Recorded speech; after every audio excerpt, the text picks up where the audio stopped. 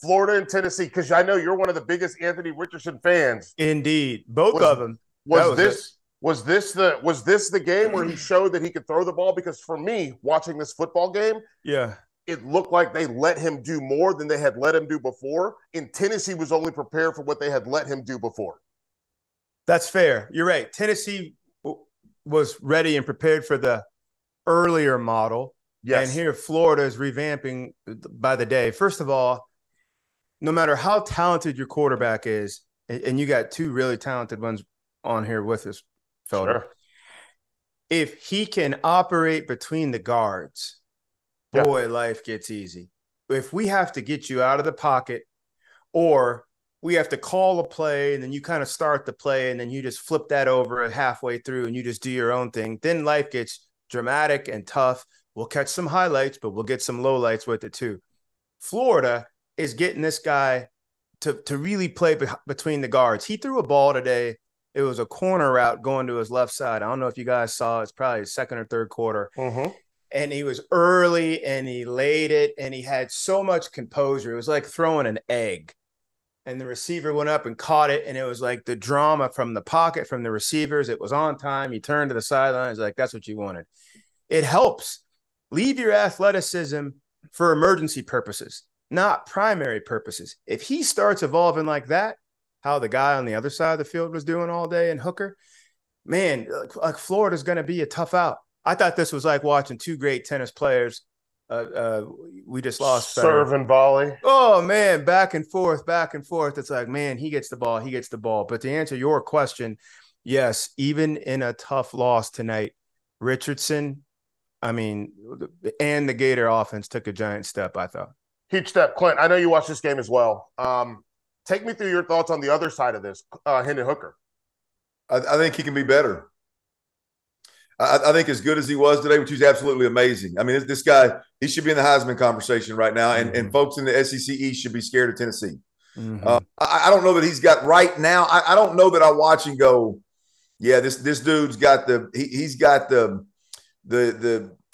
explosiveness and the highlight reel type of stuff to win the Heisman, but he damn sure should be in the conversation. Here's the deal. He missed. Again, as good as this kid, he was 22 of 28, guys. 22 of 28 for 350. And I'm telling you, he left three balls on the field passes on the field where you're just like, hell, I could throw it right now at 44 and 30 pounds overweight. It's like, what happened? But he missed 6 times, so nobody's going to talk about it. This kid could really be better. He's going to get better. That's the scary thing about Hendon Hooker, man, is he's got a play caller. He's got some straight dudes at wide receiver. Yeah. And he's a baller, man. It's going to be fun to watch this thing unfold for Tennessee. All right, Hack, I want to get your thoughts. Like, give me some more, like, outside, like, big picture quarterback play. Yeah. Because you're a guy that you came into school, huge arm, right? You had weapons around. You could make these big plays.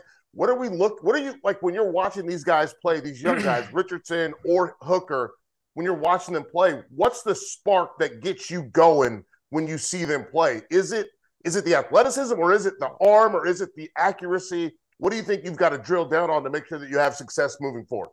What's kind of funny to me is you kind of have two different beasts at the moment. You have two different paths at the moment. You have Hendon Hooker, who was a starter at Virginia Tech and then transfers, finds a home, really catches a rhythm and a system that fits his talent. I mean, at the end of the day, you had almost 1,000 yards of total offense between both these guys tonight, which is fun as hell to watch.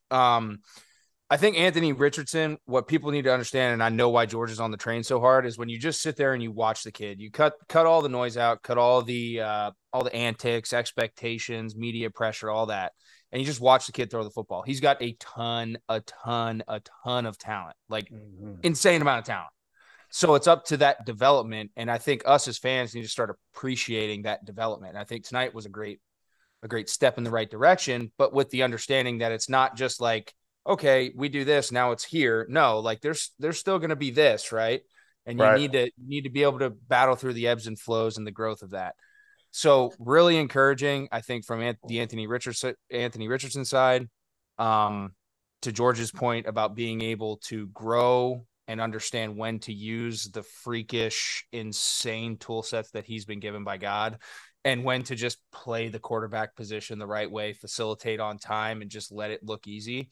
And then for Hendon Hooker, I think great, incredible story of starting somewhere, not a great situation, ultimately finding a great home, and then just hitting your rhythm. And to Clint's point, I've watched a couple of Tennessee games, and yes, I think he leaves a ton of plays out there. As efficient as he is, he still leaves plays out there. So there's still room for growth with that kid.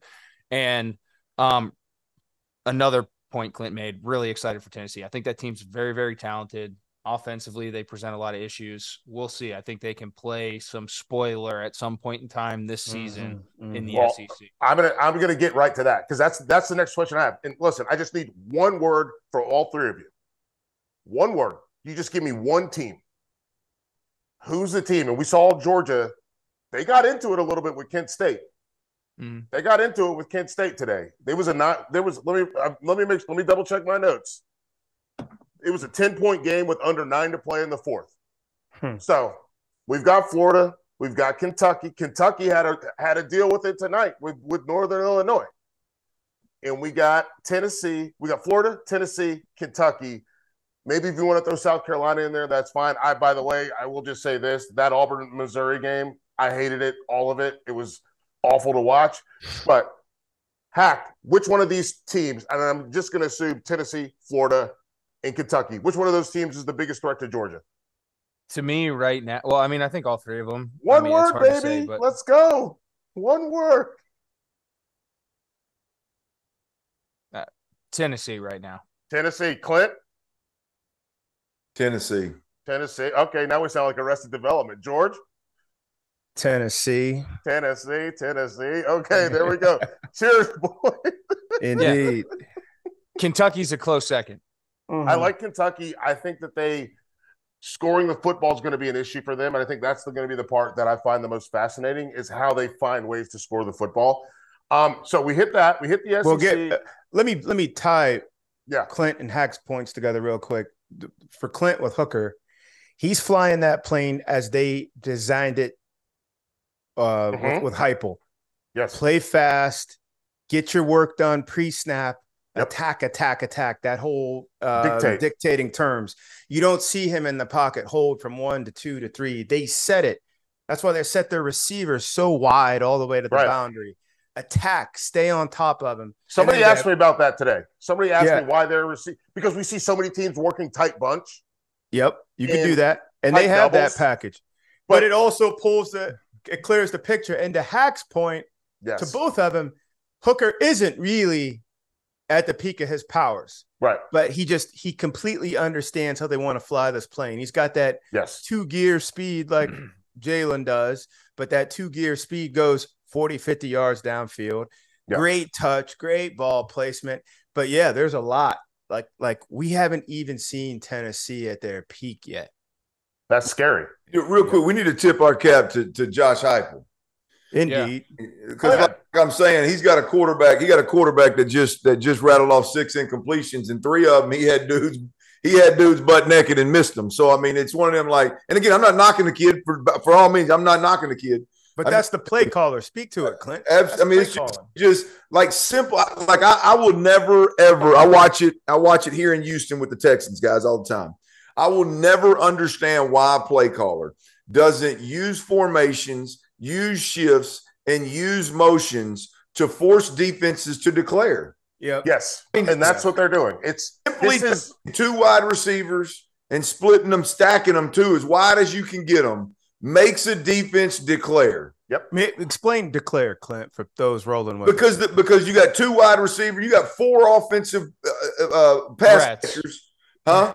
Yeah, you got 4 threats. You got 4 threats out wide. You're going to take 4 defenders with them. You're going to put 2 safeties over the top and take an extra defender with them and play the pass, or are you going to risk and pack in there in the box where I got a dual threat quarterback and a running back and maybe a tight end that can go a little bit. Correct. You got to declare. There's no play in the middle ground. You can't. And for those of you rolling at home or going to your local bar to get with your boys and quote Clint Sterner, declare for a defense means I can't hide, I can't get cute, I can't disguise. Declare means you basically hold up a sign, show your cards. If it's only one in the middle, then it's only one safety. By the time he does all this stuff, they strip all that away. That's what Heupel's doing at his point. And when we had because Kenny Logan was on the show this week, safety from Kansas, and I asked him, does he worry about personnel packages or formations? And he said he worries about formations the most. That's a great question. Because with formations, with what Heupel's running more of a true spread, right? Where everything is spread out to create space, as you mentioned, to make you declare. What we're seeing now, and Alabama does it really, really well, and I think Georgia does it pretty well as well, especially with Georgia coming out in 13 personnel. And then it's like when you stack your tight ends behind each other, and one's got to be covered by a safety, one's got to be covered by a backer, the exchange on those is hard. So I see both sides of it, but I love that Tennessee is committed to making you declare, because they ran a bunch against Pitt where they had a tight bunch, but it was all outside of the numbers. It was crazy. So it just, I like this Felder. I like this Felder, nerding out segment. But the nerding out and keep going on to that. The point to that is there's more than one way to skin a cat. Absolutely. At the end of the day, like, football comes down to numbers, leverage, and matchups. Period. You could dress it up however you want. Those three things are what football comes down to. Offensively, you can do that with tight ends, different alignments. Do I got killers up front that can create space on a consistent basis? Backs. And Heupel is mastering what his roster has. Bingo. On a consistent basis. He's putting those guys in positions to be successful. And that's beautiful. Anybody who does that, and it's going to vary based upon who you got standing in your locker room. We're dropping our merch. We got to start calling Underwood Daddy Brad. But I'm a big odd guy.